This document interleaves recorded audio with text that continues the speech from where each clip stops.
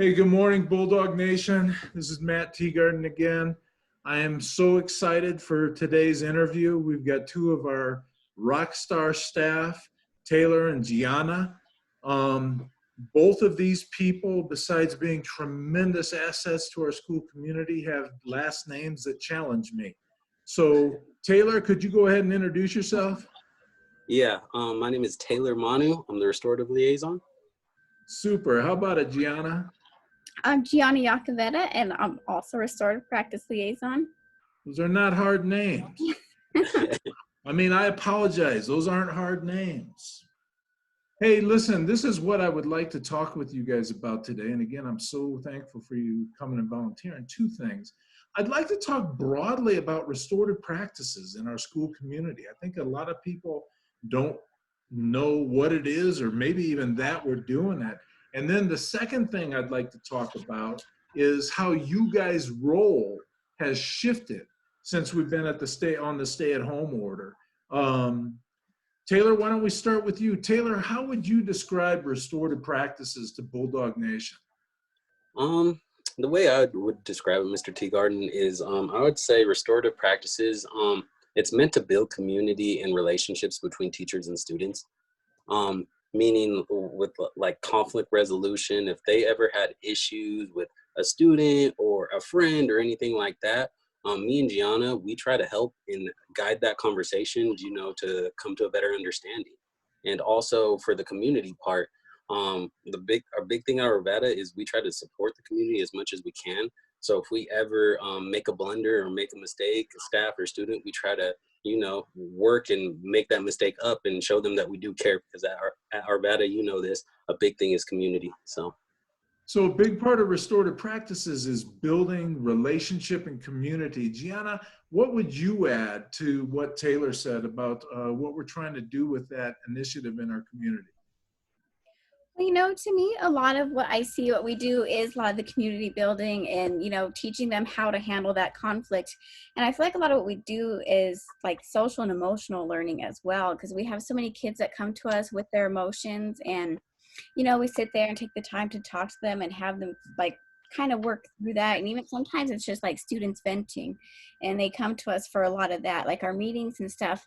Of course, are our main priority. We do try to build a community between students and staff and students, and sometimes staff and staff. We're there to support any conflict that we have in the school and try to resolve it in a healthy way, as opposed to, if students, instead of them getting physical or, situations like that. I think that's what we're really trying to do, is support them, for them to handle their emotions the best way that they can, to handle conflict the best way they can. So ultimately what they can grow from that and, ideally be a stronger emotional person, and I guess kind of mature way too for the students. Right. And Yeah. build like a healthy community between them. Like if so, ideally, like we hope if they meet with us enough and we have all that, then next time they feel conflict, they can handle it in the right way, as opposed to wanting to do it in a more aggressive way. Gionna, I want to come back to you in a second and ask about meetings, but Taylor, let me ask you a question. You Yes, were sir. at Arvada High School before we started focusing on restorative practices, weren't you? Yes, sir. Can you talk about kind of a before and after? Before we started working with restorative practices, how did we approach problems compared to now? Before, like you said, Mr. Teagarden, I was a security guard, so I still dealt with some conflict. But I would say before, it was very punitive. If a kid made a mistake, the traditional suspending or the traditional detention and stuff like that. We weren't really getting to the cause of why they were doing it, because we didn't really have those conversations. You know what I mean? So I think the big thing that I'm so proud of is now we're having those conversations, and we can see the shift that when kids have conflict, you know what, Mr. Teagarden, they take it on themselves, and they want to have that conversation with that person or with that teacher. So I think a couple years ago we weren't there, but I'm really, really proud of where we're going. So I'll come back in a minute to kind of the future of restorative yeah. practices building out. But Gionna, let me ask you a question. You referred a couple of times to meetings. Can you kind of explain what a restorative meeting looks like? Yeah, absolutely. So typically it's between two parties, sometimes more, but we'll go with the two parties. So our process with that is we meet with the individuals separately, what we call our pre-conference. So we go and we usually before we develop the questions that we want to ask that's fitting to the situation. So we get our list going, then we go find the student or the staff member and we ask them the series of questions just to kind of gauge where their head's at. And then we go find the second party and we do the same thing. And then we bring them together. And we already, by that point, we already have an idea of what's going on with the situation, like why one party feels this way. And so we bring them together in the meeting to get them to come together to have an understanding of both sides, you know, because every side has two stories. So we like to get them, ideally, get them to kind of meet in the middle and understand where the other one was coming from. And ideally, again, resolve the conflict. It doesn't always work as well as we'd hope, but I think we've been pretty successful with those meetings. And I think we've worked out, you know, quite a few conflicts that maybe it doesn't go as recognized because it's very confidential. We don't go and tell anyone about it, but we, you know, we do try our hardest to put out those fires before they spread around the school. Yeah, I think one of the big questions people have when we talk about we're working from a restorative lens instead of a punitive lens is I think people think that students aren't held accountable. Let's start with you, Gionna. Do you feel like our students are held accountable for their behavior? I feel like they do. I think even some teachers don't give them credit for what it takes for them to actually do the meeting. So many students, like, there's times where we have to kind of talk them into it because it's difficult even as an adult to face what we have conflict with and actually sit there and talk about it and try to be mature and grow from that situation. And there's also, you know, we do community service, and you guys don't know how many times I've had students say, "Miss, why couldn't I just got suspended for the day? Like, this sucks." So I mean, they have a punishment. Like, they don't want to go pick up trash all day. They are held accountable for their actions, and they do have to take accountability for what they did wrong, because that's one of the main questions that we ask them, you know, is what could you have done differently? And so they have to critical think about themselves and sit there and think like, well, what could I have done differently so this situation didn't occur? What about you, Taylor? How do you address the question of accountability? So I would say one big thing for me is one big quote that I've like learned and that I've listened to is you know, we teach kids when we want them to learn something, right? We teach them math, we teach them science, we teach them all these great things, but we don't teach them conflict resolution. And I feel like if we're trying to teach, just like Malia, my daughter, we're trying to potty train her, trying to teach her those things. Should I punish her because she can't do it yet? You know what I mean? There's something that it just takes time. So I feel like the whole accountability part, I get it. When you don't see the instant gratification, instant of this kid getting in trouble, you don't see the accountability. But the biggest part to me is I want to teach these kids what they did wrong. I don't want to punish these kids. You know what I mean? I want to teach them so when I'm not there in 2 or 4 years, when they're adults, they can say, oh, well, I know how to deal with this conflict.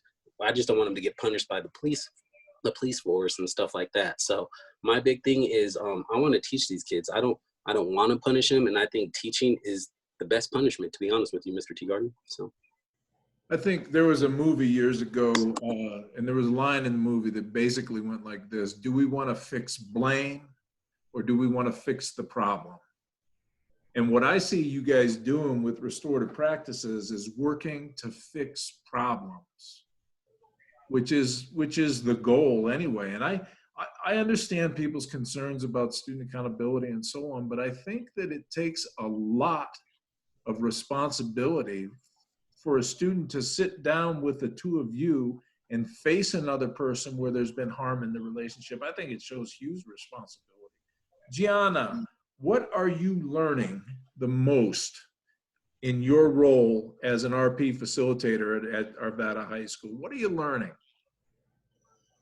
That you never know what to expect. And every day's different. There's always new situations, new conflict. Like, you have to be ready for anything, it seems like, with these students and everything. It's always something new. And that's what I love about it the most is it's not repetitive. It's always interesting. There's always something to learn. I feel like I learn every day from every situation this year. And I think, I have learned that these kids, I think they do want a sense of structure and they do want a safe place. And I think that is what Arvada provides for our students too, which is something else I love. Is as a student, for me, like I never want to be at school. I'd rather be at home, or I'd be doing this and that. And I never understood it. But now when I'm here, I see that for so many kids, school is a safe place. And I think that's really a great thing. And it makes me want to be in education even more, knowing that there's ways that you can help students without even realizing it. Taylor, what do you see the future? Where's our next steps? Where are we going to build out with restorative practices? So hopefully for the big next steps for next year and the year above and beyond are, teachers and community members, students, all advocating for themselves and kind of taking conflict resolution, not just at school, but at home, in their real lives, at their jobs, because I just feel like restorative practices isn't just a school thing, Mr. Teagarden. It's kind of a way of life. And I know I'm a liaison, so I deal with it every day, but I really feel like it's a way of life. I really feel like if restorative practices were used in all different situations, the world would be a way, way better place. And I love where we're going. One thing that I would love to say too is like, I love the people that I work with. I trust you guys. I trust that we're all headed the right way. So I just really feel like the big next step is I want kids and staff and families to all advocate for themselves and really take the restorative practices to the next level and take it to their homes. And I'm going to help that. I'm going to talk to the families more next year, because right now we're really focused on the school community part. I want to outbranch. I want to talk to our families because I know there's so many problems, especially, during this pandemic, they haven't been able to talk to people. So I just really want to branch out. And my next step is to take it to families so they can input it in their homes. So yeah. Super. Hey, Gionna, since we're, I always say this, school's not closed, the building's closed. How has your role shifted now that we're not in our building for the rest of the year? What are you doing now to support the community? As of right now, they have us assigned to making phone calls. So what we're doing is we're looking off the monster list and we're reaching out to families with students who are failing a class. And we're just giving the parents a call and letting them know, like, we just want to make you aware that your child is failing this many classes. It's not always fun, but what the great thing about it is the parents seem to be happy about the calls. They like that we're reaching out to them, that like we haven't forgotten about them. And even though it's not great news, some are already aware, some aren't. It still feels good to let them know and let them know that we care and that we're still watching their student the best way that we can. Even though right now we really can't help them anything restorative, at least we can help like check their academics and make sure that they are aware of what's going on, and we let them know like what they have around them. Like they could reach their teachers through Google Hangouts, through Echo, and they can look at all of their grades and see their percentages. So as of right now, that's all that I'm doing is the phone calls and reaching out to families and letting them know how their students doing academically and if there's anything I can do to support them. And Taylor, I know that you and I had a conversation and we agree about what our priorities should be right now. Yes, sir. I don't want you to get in trouble with that. Yes, sir. Or me, or whatever. Hey, what would you add to what Gionna said in terms of the role you guys are taking now to keep supporting our community? And can I also answer, Mr. Teagarden, because I love your question earlier about what Gionna learned. Can I answer that with that as well? I would love to. I'd love it. Okay, perfect. Well, one thing that I've learned with the whole restorative practice, Mr. Teagarden, I know we've talked about this also, is kids are crying out for role models. You know what I mean? And I just noticed this, when I started. Hey, Taylor, there's a kid crying out for a role model. Exactly. She's like, where's daddy? But yeah, kind of like what I said, they're crying out for a role model. And I just feel like my big thing, like Gionna said, is we're a safe place. And I take real big pride in that when kids come into my room and they feel that they can talk to me about not just school things, about life, what's going on, because I feel like kids need role models like mine right now. So, but yeah, I'm sorry, what was your second question, Mr. Teagarden? No, I think you've answered the most important question. You know what? This is probably a good time to wrap it up. Let's start with Taylor because he's got to run. Taylor, last Yes. chance. What do you want to say to Arvada Bulldog Nation right now? Hey, I want to say to all Arvada Bulldog Nation, let's stick together. We're all family here. Please, if you need anything, please reach out to me, okay?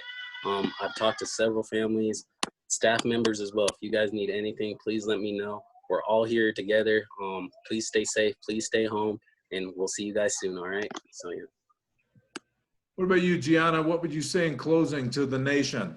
Well, all same thing. I really just hope everyone stays safe. And, I know this is a really hard time, and I think we've had some tragedies go on within families, and I'm so sorry for everyone. But if you need anything, like he said, we're here to support you guys in any way. I'm always on my emails. I'm always checking things out. So if there's anything you guys need from us, just let us know. And again, just stay safe. Like you said, stay inside. I know it's so hard. I'm going stir crazy every day, but I know it's what's best for me and my family and everyone around me. So I think that's the most important thing. And I do a lot of self-care right now. That's what I've been doing, and that's what's been keeping me sane. Hey, listen, guys, here's how we wrap these up. First of all, thank you very much. Love critical work we're doing in our school community with restorative practices. Really appreciate you guys reaching out to our students and families right now. Here's how we always wrap these up, okay? There's 3 things with a 4th. Number 1, stay strong. Number 2, stay calm. Yep. Number 3, stay kind. And no Bulldog stands alone. We're here for you guys. Reach out to us. One more time, thank you guys. Appreciate it. Keep up the good work. Thank you, Mr. Teagarden.